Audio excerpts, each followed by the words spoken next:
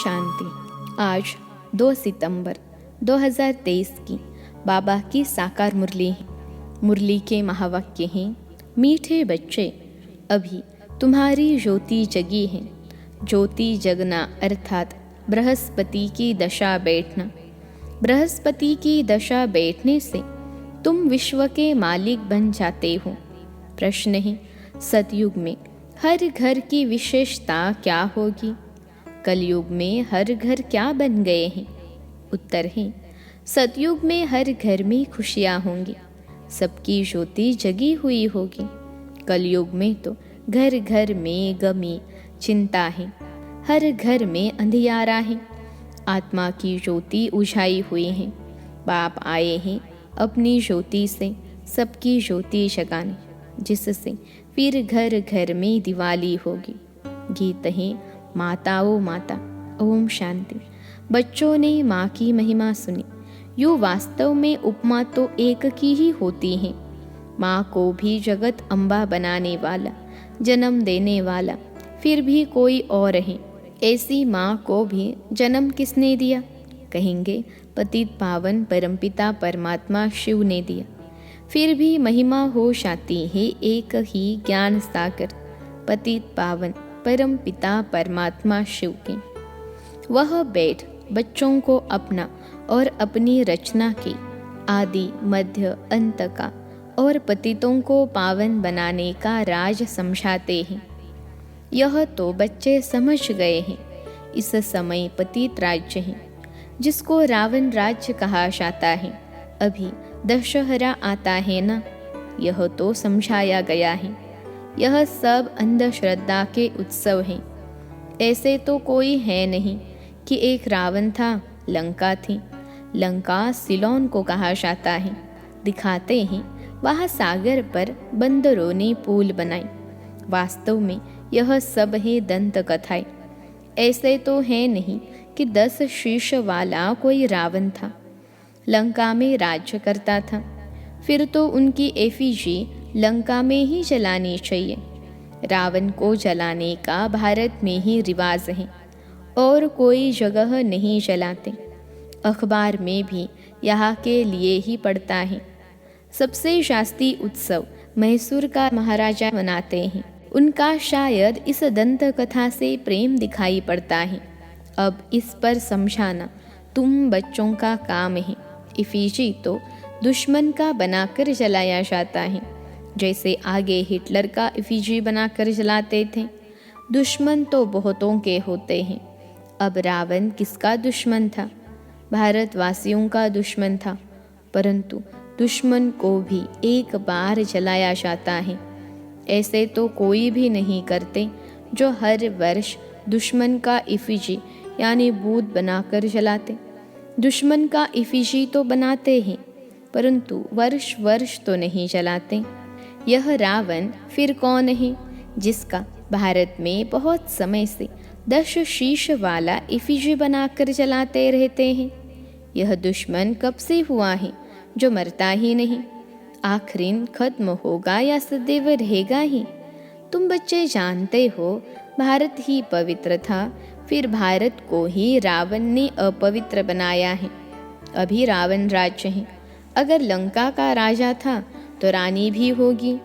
तुम तो यह बातें मानेंगे नहीं। रावण अभी तक जीता है वा क्या? कुछ भी समझते नहीं। जीता है फिर उनकी एफिजी बनाकर जलाते रहते। एक बार जलाया फिर क्या हुआ? हर वर्ष जलाते रहते हैं। तो तुम बच्चों को समझाना चाहिए। कमेटी के बड़े जो बनते हैं, जैसे मैसूर का महाराजा है, वह बहुत मनाते हैं। फॉरेनर्स को भी देखने के लिए बुलाते हैं। समझेंगे शायद ऐसा हुआ होगा, परंतु ऐसा तो कभी हुआ नहीं है। नाटक बना देते हैं। रावण का भी नाटक बनाते हैं। तो इस रावण की बात पर समझाना है। बड़ी ज़बरदस्त बात है। अभी तुम रावण राज्य में बैठे हो। पतित दुनिया को ही रावण राज्य कहा जाता है। अभी राम राज्य और रावण राज्य का राज तुमको समझाया गया है। रावण 5 विकारों को कहा जाता है और कोई नहीं है। तुम समझ गए हो, रावण का राज्य अभी भारत में है। भारत में ही दशहरा, दीपमाला आदि मनाते हैं। तो समझाना पड़े, अगर रावण जीता है तो रावण राज्य ठहराना, रावण ही पतित बनाने वाला। तुम जानते हो 5 विकार जो कि इस समय सर्वव्यापी हैं, उनको ही रावण कहा जाता है। रावण के चित्र तो आगे दशहरे में निकले थे। इसमें तिथि तारीख भी डालनी पड़े। इस समय पतित का विनाश और पावन की स्थापना होती है। तुम पतित से पावन बन रहे हो, पावन बन जाएंगे, फिर रावण संप्रदाय को आग लगेगी, रावण खत्म हो जाएगा, फिर सतयुग में कोई एफिशी नहीं बनानी पड़ेगी, सब पावन बन जाएंगे। आत्मा में सतो प्रधानता की जब ताकत थी तो जागती ज्योत थी। पतित बनने से वह ज्योत उझा गई है। आत्मा ही पतित बनी है, उड़ने की ताकत नहीं है। 5 विकारों से आत्मा आयरन एजेड बन गई है। यह जरूर समझाना है। आत्मा को जागृत करने वाला एक बाप है।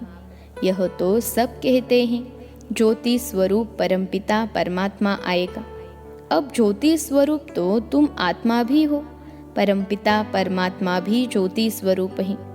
तुम्हारी आत्मा की ज्योति बुझ गई है, बाकी जाकर जरासी रही है। मनुष्य मरते हैं तो रात दिन उनका दिवा जलाते हैं, दिवे की बहुत संभाल करते हैं। घृत खत्म हो जाता है, फिर और डालते हैं। आत्माओं का भी ऐसे हैं, बाप आकर सबकी ज्ञान से ज्योति जगाते हैं। ज्योति जगी हुई कितना समय चलती है? वह तो रात को जलाते हैं, फिर घृत डालते जाते हैं। तुम्हारी अब ज्योति जग रही है, जगते जगते फिर जग ही जाएगी। ज्योति बुझने में 5000 वर्ष लगता है, फिर बाप आकर घृत डालते हैं। तुम्हारी अब ज्योति जगी है, फिर धीरे धीरे कला कम होती जाएगी, ज्योति उझाई जाएगी। तुम जानते हो अभी हमारी ज्योति जगती है, फिर सतयुग में घर घर में सोचरा होगा। भारत की ही बात है, अभी तो घर घर में अंधियारा है, खुशी है नहीं। तुम जानते हो सतयुग त्रेता में हम बहुत खुश थे और खुशी मनाते थे। सभी की ज्योति जगी हुई रहती है, फिर थोड़ी थोड़ी कमती होती जाती है। इस समय तो बिल्कुल उझाई हुई है, खाद पड़ी हुई है। बाप आकर फिर ज्ञान का घृत डालते हैं, जिससे तुम फिर जागती ज्योत बन जाते हो। तुम्हारे ज्ञान चक्षु खुल जाते हैं।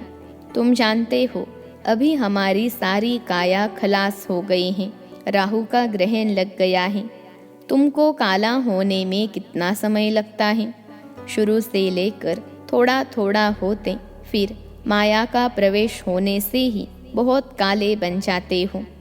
अभी तुम्हारे ऊपर राहु की दशा है, सबसे कड़ी है राहु की दशा। अभी फिर बृहस्पति की दशा बैठती है, क्योंकि अभी विश्व का मालिक बनने के लिए तुम वृक्षपति द्वारा पुरुषार्थ कर रहे हो। वह है अविनाशी गुरु। किसका? अविनाशी आत्माओं का। वह मनुष्य लोग आत्माओं का गुरु नहीं बनते हैं, वह मनुष्य का गुरु बनते हैं। अभी बाप तुम्हारी आत्माओं का गुरु आकर बने हैं। वृक्षपति परमपिता परमात्मा है। तुम समझते हो अब हमारे ऊपर बृहस्पति की दशा है, स्वर्ग के मालिक तो बनेंगे। अविनाशी सुख रहता है, परंतु उसके लिए पुरुषार्थ अब करना है कि हम सुख धाम के महाराजा महारानी बने। पुरुषार्थ तो हर एक का अपना चलता है। यह है रुद्र शिव की पाठशाला, वह है ज्ञान सागर। तुम उनकी पाठशाला में पढ़ रहे हो। भगवानुवाच, मैं तुमको राजयोग सिखलाता हूँ। अविनाशी आत्माओं का अविनाशी बाप मैं हूँ। एक ही जिस्मानी बाप, एक ही रूहानी बाप। दोनों कॉन्ट्रास्ट भी बताना है। रूहानी बाप कब मिलते हैं? जिसको भक्ति मार्ग में सभी रूहें याद करती हैं। जिस्मानी बाप तो है विनाशी, आत्माएं तो विनाशी नहीं होती हैं। तुम जानते हो हमारा जो लौकिक बाप है वह तो जन्म बाय जन्म हम बदलते आए। बाप बिगड़ तो बच्चे का जन्म हो नहीं सकता। तुम बच्चों को अब विशाल बुद्धि मिली है। तुम समझ सकते हो कि कब से हम दो बाप वाले बनते हैं। सतयुग में तो एक ही लौकिक बाप होता है, उनको ही याद करते हैं। आत्माओं को उस रूहानी बाप को याद करने की दरकार नहीं रहती। आत्माओं को सतयुग में तो एक ही लौकिक बाप होता है। वहाँ शरीर भी गोरा मिलता है, प्रारब्ध भोगते हैं ना, इसलिए वहाँ बाप को याद नहीं करते। तो तुमको यह समझाना है, भक्ति मार्ग में एक ही विनाशी लौकिक बाप, वह तो हर जन्म में दूसरा मिलता है। तुम आत्मा तो अविनाशी हो, अविनाशी बाप को याद करती हो। कहते भी हैं परमपिता परमधाम में रहने वाले पिता। लौकिक पिता को कभी परमपिता नहीं कहेंगे। यह दो बाप का राज समझाना बहुत ज़रूरी है। रावण का राज भी समझाना है। रावण राज्य अर्थात पतित राज्य अभी है, इसलिए पतित पावन बाप को बुला रहे हैं। वह अविनाशी बाप है। दो बाप जरूर सिद्ध करने हैं। आत्माओं का भी बाप है, इसलिए पारलौकिक परमपिता परमात्मा को याद करते हैं। हर जन्म में लौकिक बाप और मिलता है, फिर भी उस रूहानी बाप को जरूर याद करते हैं। वह कभी बदलता नहीं। बाप भी कहते हैं, बरोबर तुम मुझे याद करते थे, हे परमपिता परमात्मा। कब तक तुमको याद करना है, फिर बाप कब मिलता है, यह तुम अभी जान गए हो। जब भक्ति का अंत होता है, तब भक्तों को फल देने बाप आते हैं। बाप ने समझाया है, सभी भक्तों को मुक्ति जीवन मुक्ति देता हूँ। तुम जानते हो सतयुग में एक ही धर्म होता है, उसको वननेस कहेंगे। कहते हैं सभी मिलकर एक हो जाए, परंतु सभी धर्म तो एक हो नहीं सकते।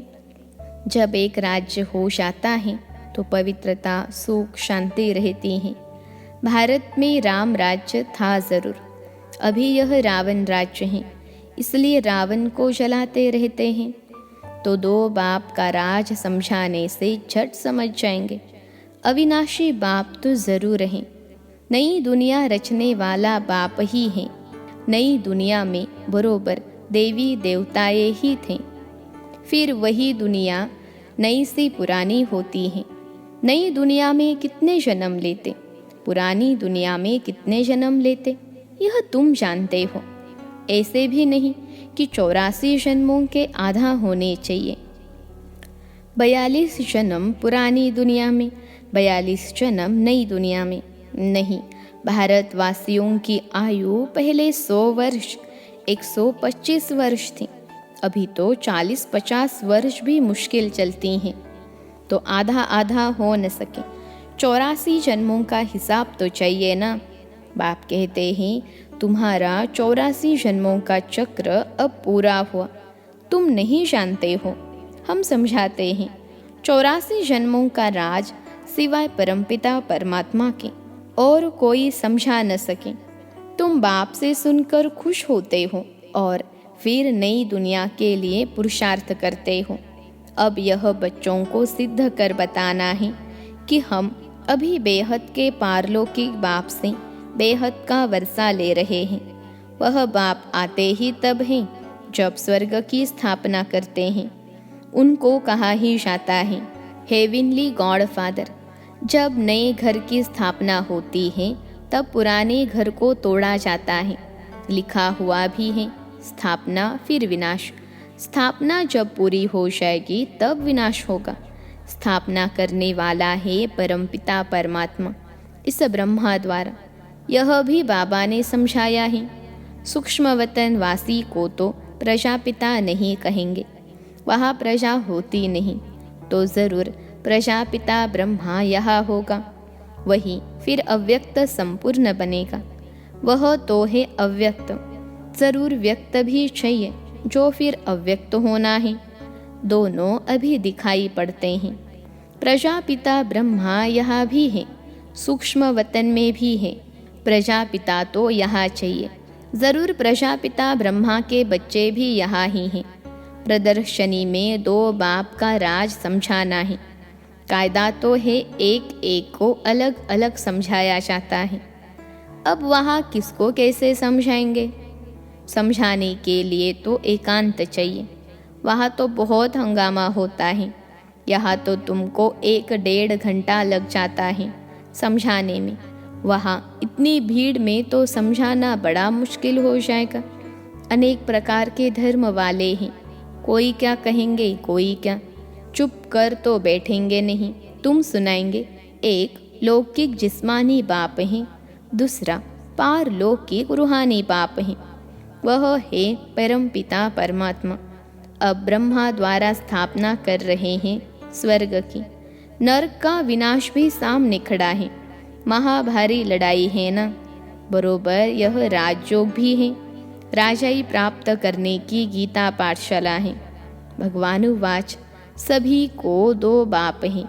श्री कृष्ण को सभी आत्माओं का बाप नहीं कहेंगे। आत्माओं का बाप परमपिता परमात्मा कहते हैं कि माँ में कम याद करो। अच्छा, मीठे मीठे सिखिलते बच्चों प्रति मात पिता बाप दादा का याद प्यार और गुड मॉर्निंग। रूहानी बाप की रूहानी बच्चों को नमस्ते। हम रूहानी बच्चों की सिखिलते रूहानी मात पिता बाप दादा को याद प्यार, गुड मॉर्निंग और नमस्ते बाबा नमस्ते। धारणा के लिए मुख्य सार पहली पॉइंट है, स्वयं में ज्ञान का घृत डालते सदा जागती ज्योत रहना है। बाप की याद में रहे, राहु का ग्रहण उतार देना है। दूसरी पॉइंट है, रूहानी और जिस्मानी 2 बाप हैं। यह पहचान हर एक को देकर बेहद के वर्षे का अधिकारी बनाना है। आज का वरदान है, प्रवृत्ति में रहते एक बाप के साथ कंबाइंड रहने वाले देह के संबंधों से निवृत्त भव। प्रवृत्ति में रहते एक बाप के साथ कंबाइंड रहने वाले देह के संबंधों से निवृत्त भव। विश्लेषण है, प्रवृत्ति में अगर पवित्र प्रवृत्ति का पाठ बजाना है तो देह के संबंधों से निवृत्त रहो।